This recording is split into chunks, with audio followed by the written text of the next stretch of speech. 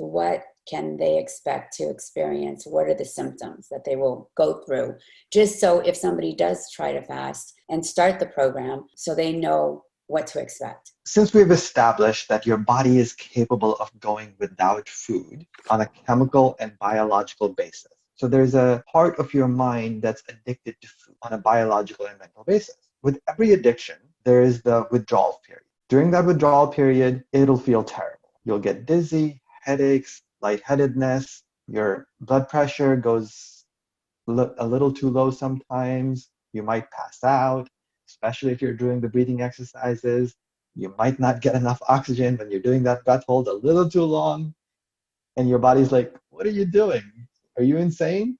But then if you stick with it and you get through those withdrawal symptoms, you find this like bliss phase where your body's just like, oh, okay, this is how I'm supposed to be in my natural state. I feel comfortable, I feel fine. And then that's about the maintenance of the fast, where you want to stay in that comfort zone as long as you can. Drink enough water to keep yourself in that comfort zone, get your electrolytes as you need them. And then once you're out of that comfort zone, your body starts going into that decline where you're like, okay, you're going a little too far now. Let's pull it back. Let's bring your nutrition and your hydration back up to normal. And those are the three major phases of every fast: the start, the flight, and the descent.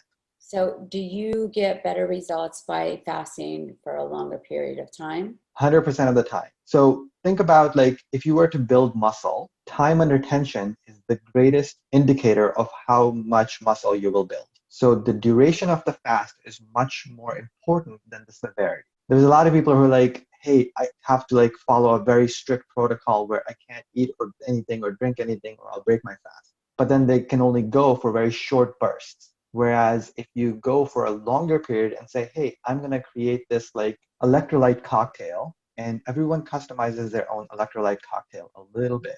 For me personally, I like a little bit of sodium, some lemon, and some honey to a water, and I drink that. Okay. Honey gives me all my vitamins, the salt gives me the sodium, and the lemon is more for flavor. I drink it while I'm fasting as needed, and that replenishes my electrolytes so that I can continue my fast for a longer period of time without getting the headaches or the nausea or the other side effects. The longest I've been able to do it is about 14 days. Did you say 14 days? Like no food? No. Wow. So that you just had your electrolyte cocktail and you did 14 days with no food? Yep. How much lost over 20 pounds.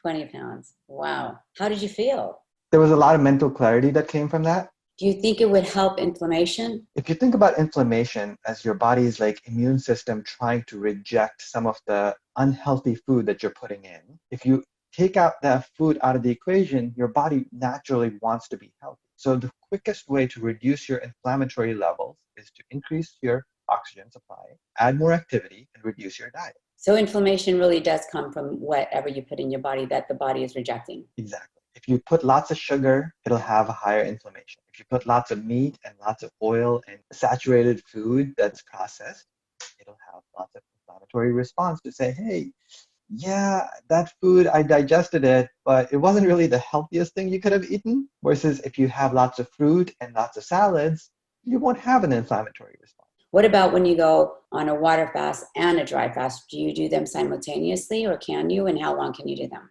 So if you think about the skill of fasting, there's three main stages. The first stage would be, let's say I can go less than 500 calories per day. Very little nutrition is coming in. I can sustain that fast for a week, 2 weeks, so on and so forth. If you think of the stage or skill level above that would be water fasting, right? You're still getting some H2O, which is decreasing the rate at which your body burns fat. You're not getting as dehydrated, but you're maintaining that fast. And then the next stage above that would be dry fast. Going back to our conversation, every prophet that I've been able to research survived 40 days or longer without food or water. That would be the ultimate skill level of saying, hey, I went from like being 200 plus pounds to like 90 pounds, skin and bones. Right. But they did it.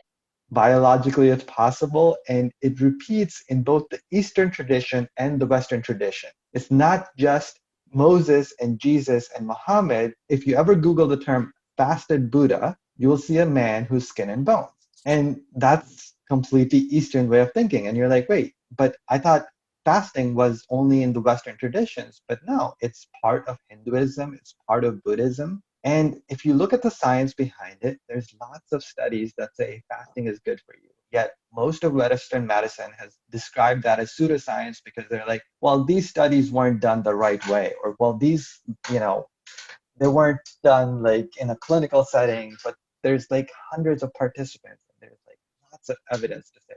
Some of the leading doctors are saying fasting is good for you. You've actually implemented somewhat of a program called the Believers Inc. Can you give me some insight on that?